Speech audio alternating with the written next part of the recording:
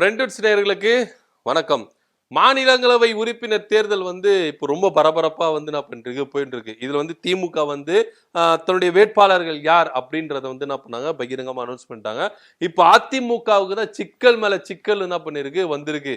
ஒரு பக்கம் பாஜக, இன்னொரு பக்கம் பாமக, இன்னொரு பக்கம் தேமுதிக ரொம்பவே என்ன பண்றாங்க, இடைஞ்சலா இருக்காங்க. ஆனா அதிமுக எந்த 2 எம்பியும் எங்களுடைய கட்சி சார்ந்தவர்கள் தான் இருப்பணும், யாருமே இந்த பக்கம் வந்துடாதீங்க, பாஜக வராதீங்க, தேமுதிக வராதீங்க, பாமக வராதீங்க அப்படின்னு சொல்லிட்டு கதவை சாத்திட்டாங்க. கதவை சாத்திட்டா இப்போ என்ன பண்றாங்க, யோசிக்கிறாங்க. ஐயோ நம்ம தப்பு பண்ணிட்டோமே, அவசரப்பட்டு நம்ம என்ன பண்றோம், கதவை சாத்திட்டோம். இப்போ நம்மளுக்கு 66 எம்எல்ஏ தானே இருக்கிறாங்க. அந்த 66 எம்எல்ஏக்கு நம்மளுக்கு ஒரு சீட்டு தான் கிடைக்கணும்.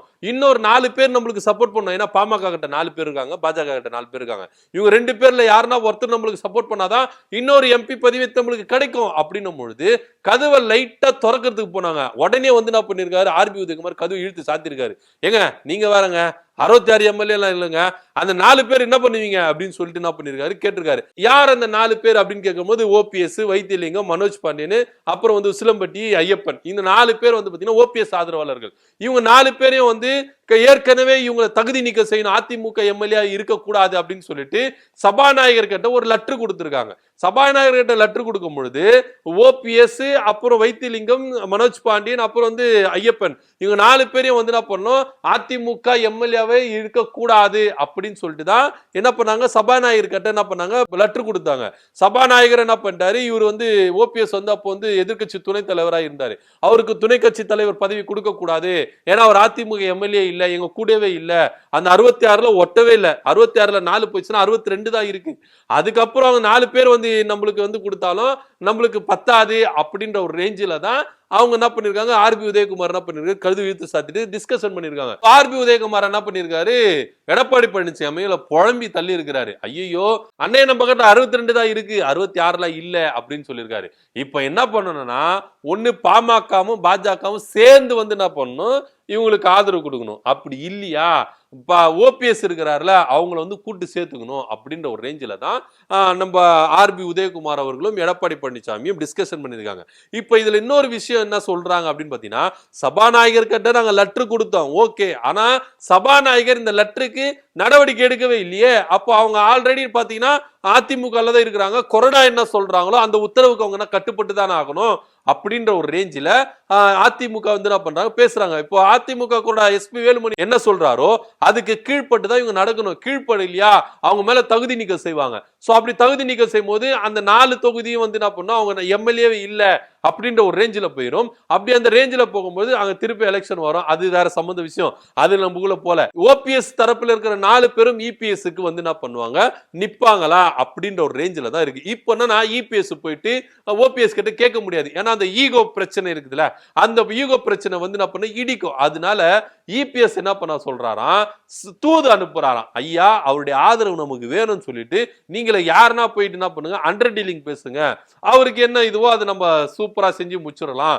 அப்படின்ற ரேஞ்சுக்கு இபிஎஸ் என்ன பண்ணிருக்காரு, ஓபிஎஸ் வாசல்ல போய் நின்று இருக்கிறாரு. இப்போ ஓபிஎஸ் வச்சு பாஜக ஒரு திட்டம் போடுது. என்ன அப்படின்னு பாத்தீங்கன்னா, இங்க பாருங்கண்ணே, நீங்க எங்க கூட கூட்டணியில் இருக்கிறீங்க, இவர் இப்பதான் சேர்ந்தாரு, நீங்க என்ன பண்ணுங்க, பாஜகவுக்கு ஆதரவு கொடுக்கிற மாதிரி இருந்தா நாங்க உங்களுக்கு ஆதரவு கொடுக்கிறோம் அப்படின்ற ரேஞ்சில உங்க கூட யாரு தூதுக்கு வராங்களோ அவங்க கிட்ட பேசி அனுப்புங்க அப்படின்னு சொல்லிட்டு. ஏன்னா பாஜக முட்டி மோதி பாத்துருச்சு. அதிமுக என்ன பண்றாங்கன்னா, என்னங்க பாருங்கண்ணே, நாங்க ஆல்ரெடி உங்க கூட கூட்டணி வச்சிட்டோம், கூட்டணி வச்சதுல எங்களை கொஞ்சம் பேர் என்ன பண்றாங்க, அதிருப்தியில தான் இருக்காங்க, இந்த அதிருப்தியில நான் இன்னொரு சீட்டு உங்களுக்கு விட்டு கொடுத்துட்டேன்னா எனக்கு எல்லாமே போயிடனே, அதனால இந்த 2 சீட்டுல நான் தான் இருக்கணும், அதிமுக தான் இருக்கணும், அதனால நீங்க என்ன பண்ணுங்க, கொஞ்சம் ஒதுக்குங்க, ஏன் இது மாதிரி பண்றீங்க அப்படின்னு சொல்லிட்டு ரொம்பவே என்ன பண்ணிருக்காங்க, சங்கடமா என்ன பண்ணிருக்காரு, பேசியிருக்காரு. சோ இப்ப பாஜக என்ன நினைக்குதுன்னா, ஓபிஎஸ் மூலமா காய நகர்த்தலாம் அப்படின்ற ரேஞ்சில தான் பாஜக இறங்கி இருக்கு. இப்போ ஓபிஎஸ் என்ன முடிவெடுக்க போகிறார் அப்படின்ற ஒரு விஷயம் இருக்கு. ஏன்னா அந்த 4 பேரும் சேர்த்து தான் 66, அந்த 4 பேர் இல்லைன்னா 62 தான். இந்த 62ல இன்னும் 6 சேர்த்தாதான் 2 சீட் வரும். ஏன்னா ஒரு எம்பி தேர்ந்தெடுக்கிறதுக்கு 34 எம்எல்ஏ ஆதரவு தேவை, இவங்க கிட்ட இருக்கிறது 62 தான். ஓபிஎஸ் சேர்த்து 66ன்னு வச்சுக்கோங்களேன், ஆனா 62 தான் இருக்கு. இப்போ ஓபிஎஸ் ஆதரவு 4 பேரும் இவங்களுக்கு சப்போர்ட் பண்ண போறாங்களா, இல்ல பாஜக சொல்ற மாதிரி காய்களை நகர்த்த போறாங்களா அப்படின்ற ஒரு விஷயம் தான் இங்க ரொம்பவே எதிர்பார்க்கப்படுது. இல்லையா ஒருவேளை இங்க பாமகல ஆல்ரெடி அவங்களுக்குள்ள பிரச்சனை போயிட்டு இருக்கு. இப்ப பாமகவும் பாஜகவும் சேர்ந்து அதிமுகவுக்கு ஆதரவு கொடுத்துட்டாங்கன்னா அப்ப ஓபிஎஸ் ஓட தயவு தேவை இல்லை அப்படின்ற ரேஞ்சுக்கு தான் எடப்பாடி பழனிசாமி இறங்கி இருக்கிறார். இதுல வேற தேமுதிக வேற வந்து என்ன பண்றாங்க, முட்டுறாங்க. இங்க பாருங்க, இப்ப கூட என்ன சொன்னாங்க நம்ம பிரேமலதா விஜயகாந்த், எங்களுக்கு வந்து ராஜ்யசபா எம்பி சீட்டு கொடுக்கறது வந்து ஒரு கடமை, ஏன்னா அரசியல நம்பிக்கை தான் முக்கியம், நம்பிக்கை இல்லைன்னா அது வேலைக்கு ஆகாது அப்படின்னு சொல்லியிருக்காரு. அது வந்து நீங்க வந்து யாருக்கிட்ட சொல்லணுமோ அவங்க கிட்ட சொல்லிருக்கணும். எடப்பாடி பழனிசாமி கிட்ட போயிட்டு நம்பிக்கை தான் முக்கியம் நீங்க சொல்லணுமா? அவர் எவ்வளவு பேர் நம்ப வச்சு கழுத்து எடுத்திருக்காரு, நம்பிக்கை துரோகம் பண்ணியிருக்காரு, அவர்கிட்ட போய் நீ நம்பிக்கையில எதிர்பார்க்கலாமா அப்படின்ற ரேஞ்சுக்கு தான் அரசியல்ல வந்து என்ன பண்ணது பேசப்படுது. உண்மையா அதுதானே. ஏன்னா எவ்வளவுக்கு எவ்வளவு நம்புனாங்க, சசிகலா நம்புனாங்க, டிடிவி தினகரன் நம்பினாரு, ஓபிஎஸ் நம்புறாரு, எல்லாருக்கும் நம்பிக்கை துரோகம் தானே பண்ணாரு இவரு.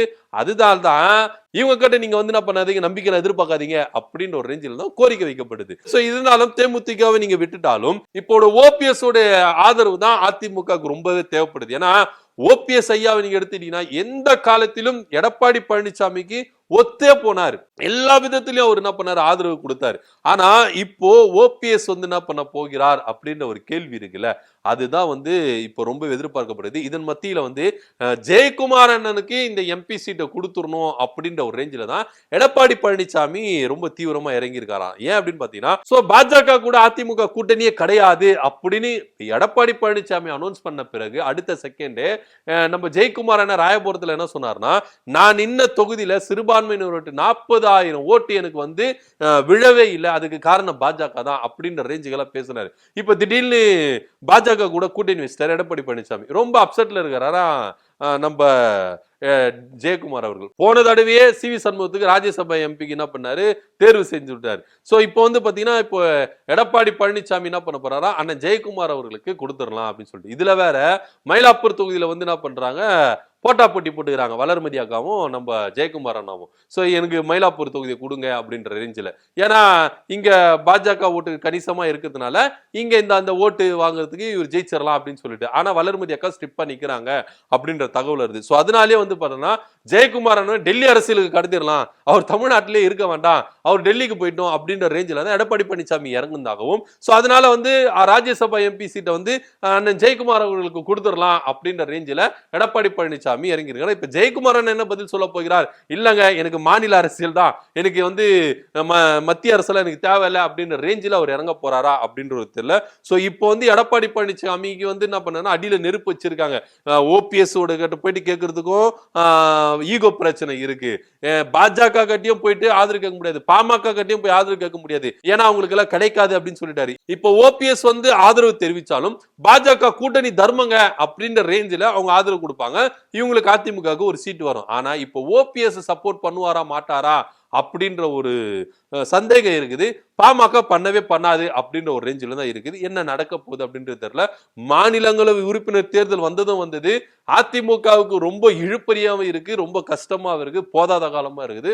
பொறுத்திருந்து பார்க்கலாம் என்ன நடக்குதுன்னு. இந்த மாநிலங்களவை உறுப்பினர் தேர்தலில் வந்து ஓபிஎஸ் ஓட ஆதரவை கேட்கறதுக்கு எடப்பாடி பழனிசாமி காத்துன்னு இருக்காரு. என்ன நடக்க போகுது, இதை பத்தி உங்க கருத்து என்ன அப்படின்றது கீழே கமெண்ட் பண்ணுங்க. நன்றி, வணக்கம்.